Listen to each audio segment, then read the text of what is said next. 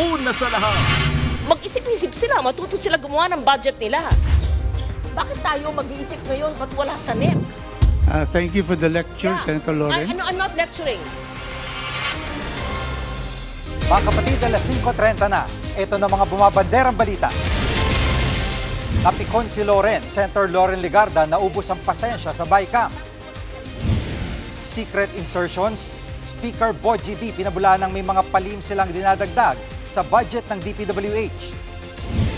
Ang missing in action naman na si Senator Bato ayun nakipagkita sa kanyang abogado.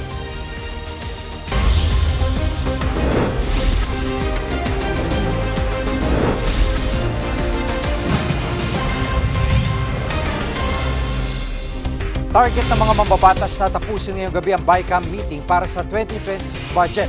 Pero paano mangyayari yan gayong may mga gusot pa rin sa pondo ng ilang ahensya? Live mula sa Pasay City, nangunguna sa balita si News 5 Senate Correspondent Mean Los Baños.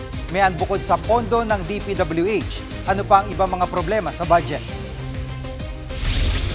Jiggy, sa BICAM meeting nga kagabi ay bilang tila, naubos yung pasensya talaga ni Senator Loren Legarda. Partikular niyang ikinainis yung pondong hinahanap sa BICAM na wala naman sa orihinal na binalangkas na budget at tinatawag na National Expenditures Program. Tinanong kasi ni Cagayan de Oro Representative Rufus Rodriguez kung nasaan yung budget para sa Mindanao Railway System. Pero ang sinasabi ni Senator Legarda, kung napakahalaga ng budget at maipatupad yung Mindanao Railway System, hindi nakasama doon sa NEP. Kaya dyan nag-init ang ulo talaga ng senadora. Pakinggan natin, Jiggy, ang bahagi ng pahayag ni Senator Legarda at Congressman Rodriguez. Hindi naman trabaho ng senador, ng chairman ng finance, sagutin ang ahensya, bakit wala sa NEP? Yun na yung tanong namin, bakit nga wala sa NEP? Mag-isip-isip sila, matuto sila gumawa ng budget nila. Bakit tayo mag-iisip ngayon, ba't wala sa NEP? Thank you for the lecture, Senator Loren. I'm not lecturing. No, we thank you really. You're really saying the right thing. No, But it's true. anyway, Because I was there for 5 years, and sometimes, hanggang last minute, they submit in the BICAM.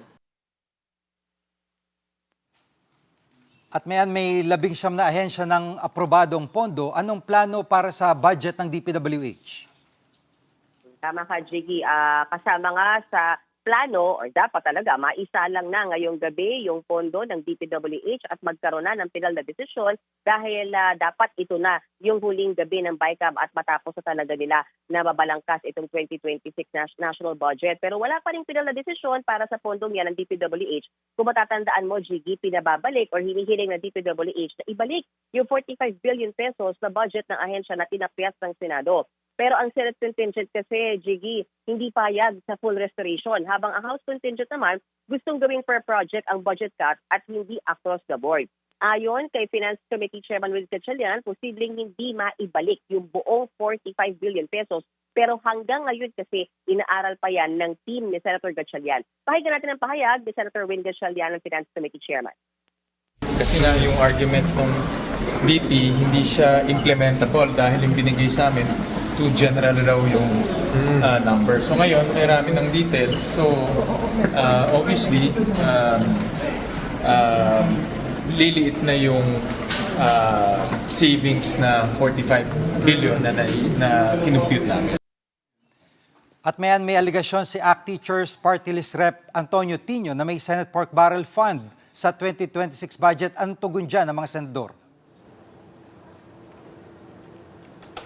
Tama ka, Jiggy. Ang naunang alegasyon ni Congressman Tino, may 17.9 billion pesos na tinatawag na Senate Pork Barrel Fund na di umano nailusot sa Senate version ng 2026 national budget. Di umano, kinaltas yan mula sa benepisyo ng rank and file employees o government employees. Pero agad yan pinalagan ni Senate President Pro Tempore Ping Lacson. Hindi raw sila papayag kung sa kung ano mang pork barrel.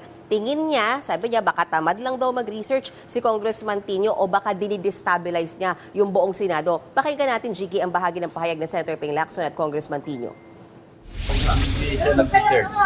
Unang-una, yung realignment ginawa papunta sa mga subsistence allowance ng uniformed personnel. Yung sa MPPL, yun yung napunta sa subsistence allowance. So walang force. Mag-aral siya ng budget para niya sabihin. Either ignorante si Senator Ping or nagmamaang-maangan sa ginawa ng Senado na kinaltas yung budget na para dapat sa government employees para ilagay sa LGU pork ng mga senador. Kaya dapat hands off, huwag galawin yung budget na para sa government employees. No to pork.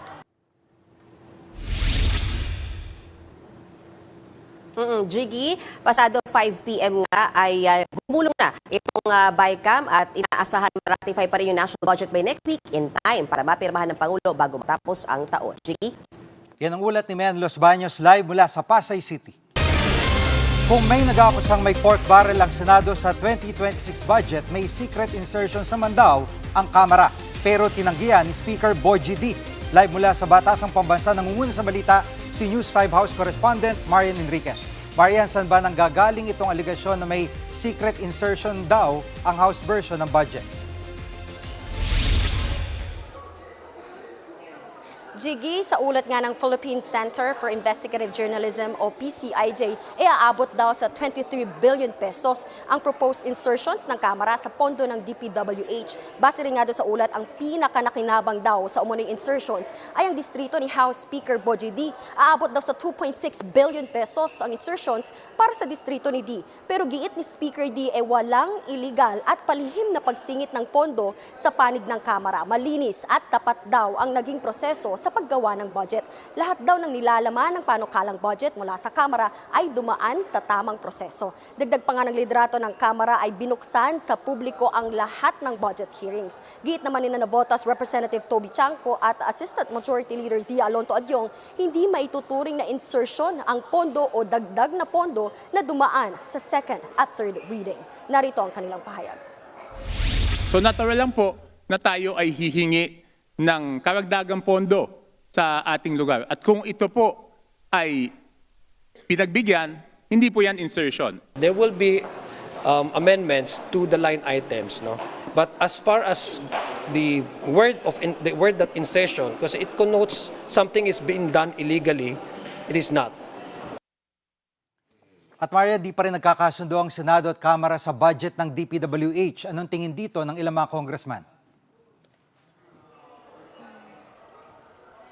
Jiggy, nagbabala nga yung ilang kongresista na baka mauwi ito sa isang reenacted budget. Ibig sabihin yung budget ay pinasa noong isang taon ang gagamitin ng gobyerno. Giit ni ML Party List Representative Leila De Lima, dapat magkasundo na ang mga senador at kongresista para hindi raw ma-extend ang paggamit sa anayay pinaka-corrupt na budget sa kasaysayan. Ganyan din yung pananaw ni Akbayan Party List Representative Percy Sendanya. Ang reenactment daw ng 2025 budget ay reenactment ng korupsyon. Jiggy.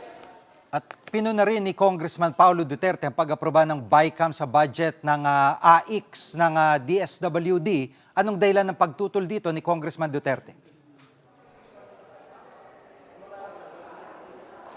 Jiggy, 63.9 billion pesos yung inaprobahang budget para sana sa AIX. Ito yung programang nagbibigay ng pinansyal na tulong sa mga biktima ng sakuna at mga nagkakasakit.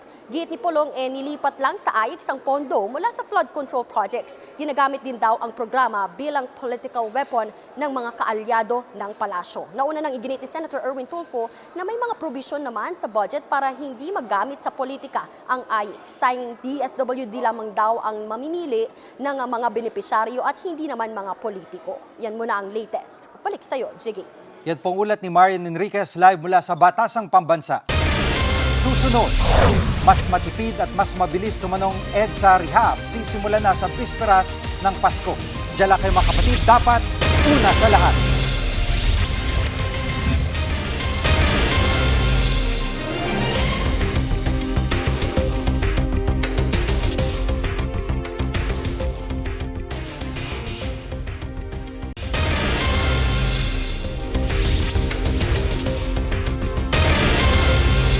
Tuloy na ang naudlot na EDSA Rehab. Sisimulan nito sa bisperas ng Pasko.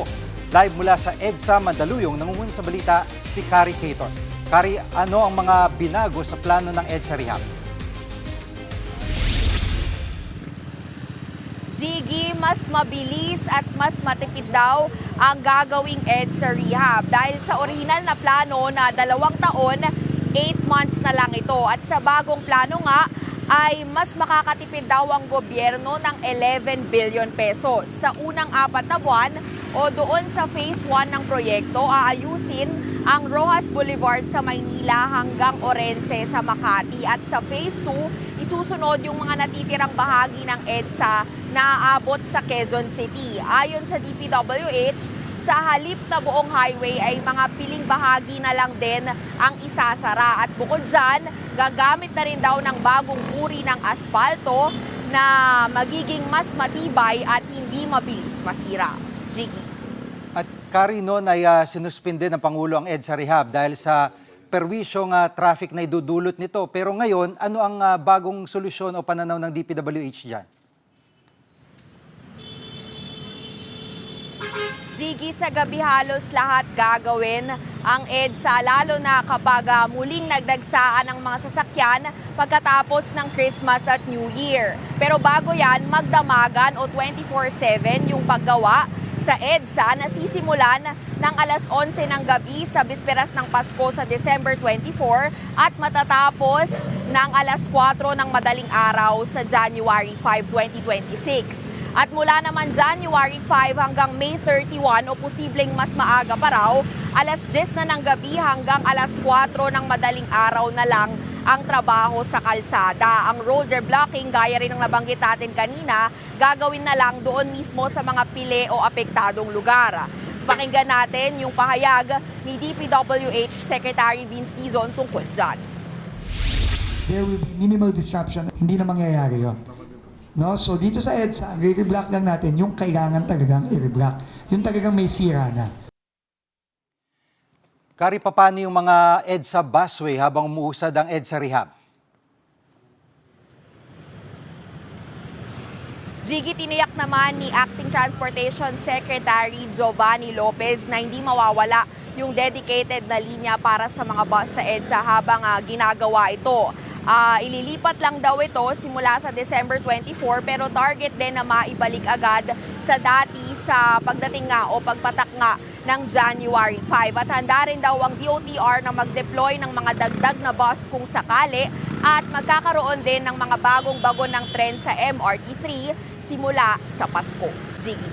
Yan ang ulat ni Kari Cator live mula sa EDSA Mandaluyong. Sa ibang balita, umalma Malacanang sa ulat ng foreign media na training ground ng ISIS ang Pilipinas. Ayon kay Palace Press Officer Claire Castro, hindi kumpirmadong balitang yan.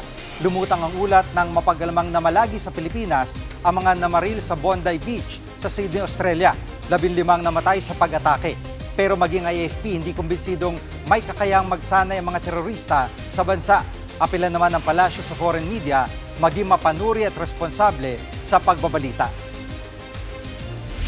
Philippine authorities, in coordination with international partners, continue to verify all available information, but no evidence has been presented to support claims that the country was used for terrorist training.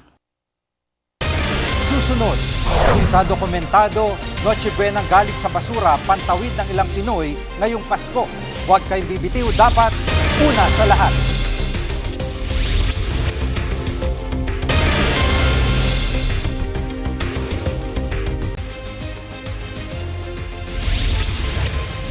Tuwing Noche Buena, hindi nawawala sa hapag ng mga Pinoy ang lechon, queso de bola at hamon. Pero may mga kababayan tayong kontento na sa pagkain galing sa basura. Ang kwento dokumentado ni Rainiel Pawi.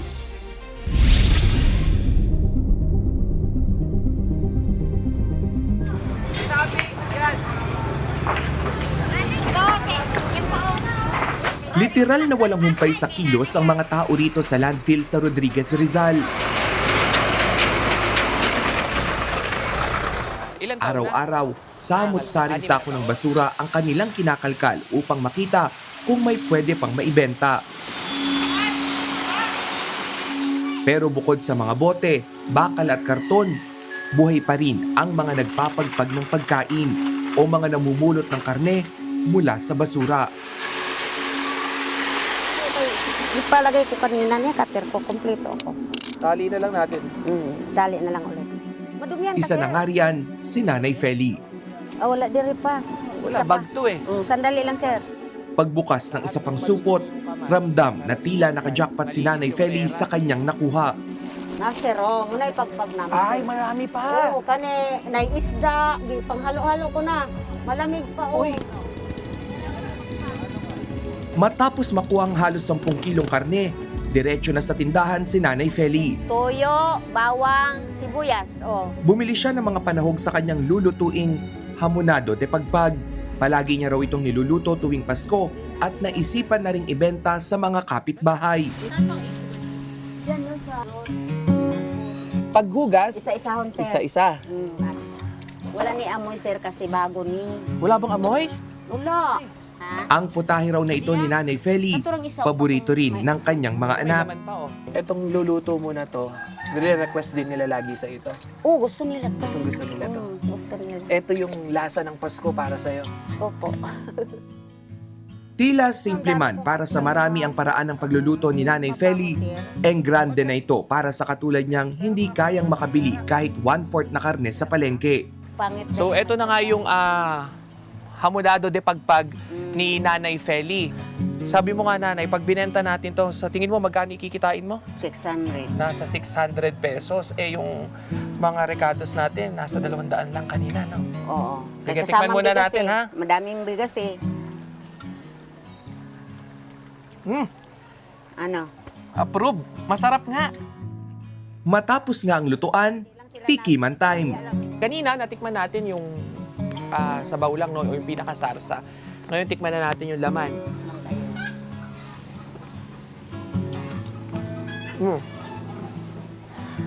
Tamang-tama yung alat, yung anghang nga, no? Dun sa sili. Marami ang servings na nailuto ni Nanay Feli at sapat na raw ito para sa Noche Buena. Kung tutuusin, pasok at higit pa sa inirekomendang 500 pesos na budget ng DTI. Yun nga lang, hindi pa rin maikakailang realidad na ang karneng posibleng ihain sa hapagkainan galing sa basura. Yan. Gaya mga magkano na yan?